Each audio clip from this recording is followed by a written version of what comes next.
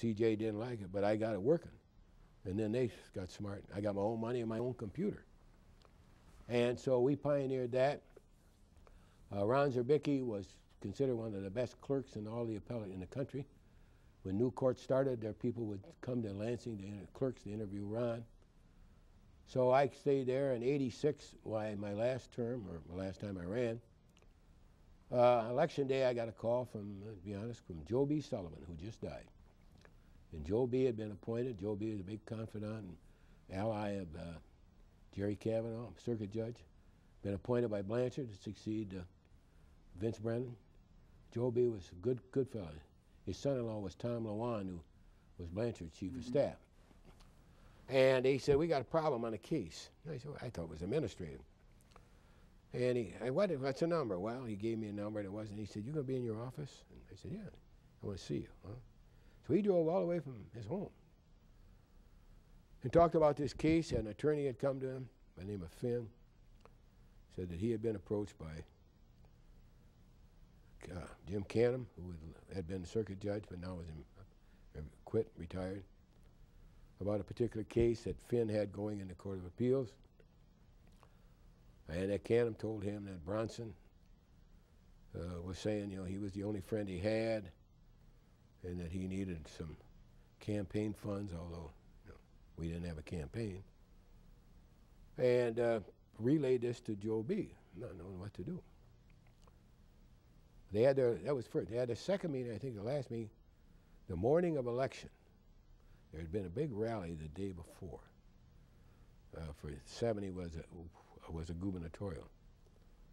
And now Canham had showed to Finn a copy of our pre-hearing report which said not for Judge Gillis, because his son had tried it in circuit court. It was an automobile case. Products liability, accident happened in Kentucky, I think. There was a conflict of law. Kentucky had changed. And there had been a big verdict for the plaintiff. And so Ford was on appeal. I think John Cruz was their attorney. I know John. I didn't know Finn. Now, Finn, at one time, I find out later, had been an assistant prosecutor under Bronson. But I said to Joe B., do you know Finn? I said, oh, yeah. I said, do you think he's a straight shooter? He said, yes, I do, which was good enough for me. Well, now, I got a dental appointment at 2 o'clock. My second, so I go with it now. I'm rattling this. You're an attorney. I got like a triple hearsay. I got allegedly what Bronson told Canham, what Canham told Finn, what Finn told Joe B. Sullivan, who told me. I got all kinds of actors on there. Is it Bronson? Is it Finn? Is it even Canham? I don't know. I remember I spent about an hour. I came back. I made a lot of notes. I got Ron down, the only one I talked to. I said, you got to know about this. I took my notebook home. I called Jerry Hoke. Jerry was the colonel of state police, been on the detail. Jerry went there, but Bykirk was, and Neil. Neil said, you got to talk to Major Smith. And so I made an appointment the next morning. Smith said, I'll come to your office. I said, no, I'll see you. I don't want to state. So I laid it all out to him. I said, I said, we got to find out. Or is it just bar talk? I don't know, you know.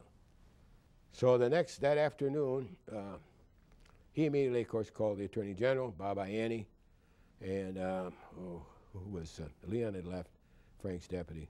Stanley Steinborn came to see me. He turned it over to the state police, and that's the last I hear.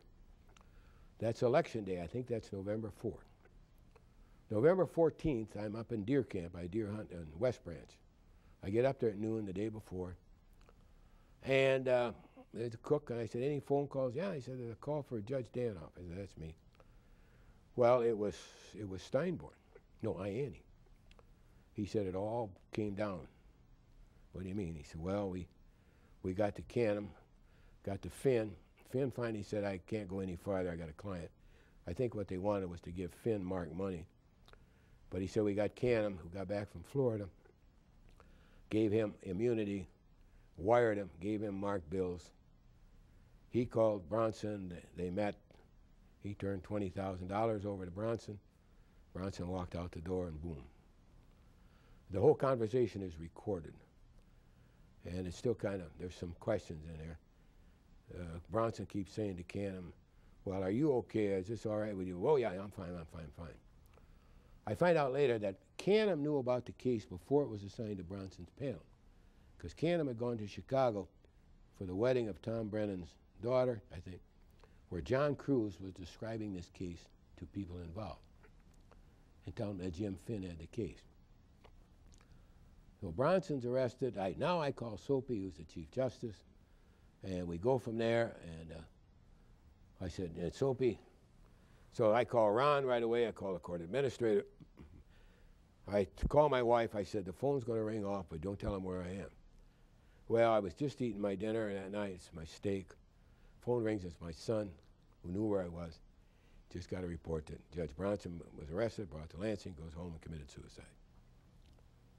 Well, so now the next morning is opening at Deer City, and everybody's going out. I'm going back to Lansing. Put together a statement with Ron. Yes, I had started an investigation, never dreaming it would go that far. And of course, his funeral was on Sunday, Jerry being Jewish, buried the next day. At Kaufman, traumatic, terrible experience. His wife, his 2 boys.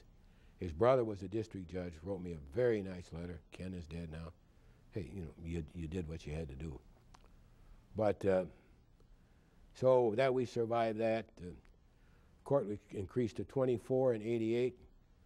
I thought we were in good shape. We took a terrible budget hit for a while. I got part of it restored. It was the same time they were changing workers' comp. We went from 18 to 24 judges. But finally we got one of the big things that finally convinced the Supreme Court for us to control our own oral argument. We were the only appellate court where if you asked for oral argument, you got 30 minutes, you could go on. And then we had to give it to them. Well, now we could set up what's called a summary docket, which most appellate courts have. One issue case, you get a proposed order with a report, you sign off. You get 3 judges, you don't have oral. Well, finally we could then call up 3 retired judges. I sat on a panel. We took 60 cases, we got rid of 56 of them. So you wiped out the backlog. Guilty pleas were finally not made appealable as a right. So the caseload was going down, became manageable. So I knew that, it was been a great time. 23 years was going to be up. I anticipated there'd be another contested election. I'd been through a number of them, Attorney General, court. Was 23 years on the bench. Here was a court that I helped create. The Con delegates, so they come back, accuse me I'm the only delegate who got job security out of Con. I created the court. And of course, Glenn Allen came on to serve later on. And here was my chance to serve with it. Great people on the bench. Early court in particular, everybody was Tim Quinn and Louis McGregor. Later on, Dick Maher, who just passed away, Joe B. Sullivan. And politics, at least most of the time I was there, did not play a part. Mike O'Hara later was assigned to the Court of Appeals in Detroit. And he used to remark consistently, he said, what a difference between that and the Supreme Court. Here we talk the law. Sure, we differed philosophically. And maybe you can put that with a political label.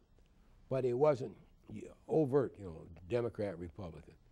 And so I served with many Chief Justices, Soapy Williams, Thomas Giles, Mary Coleman, excellent first woman Chief Justice, did a great job. She's the one that began to get this court reorganization movement under very difficult circumstances. And of course my wife was happy. I had 4 kids. By the time I went on the bench, I was spending a lot more time at home. They were in college, but some of them were in high school.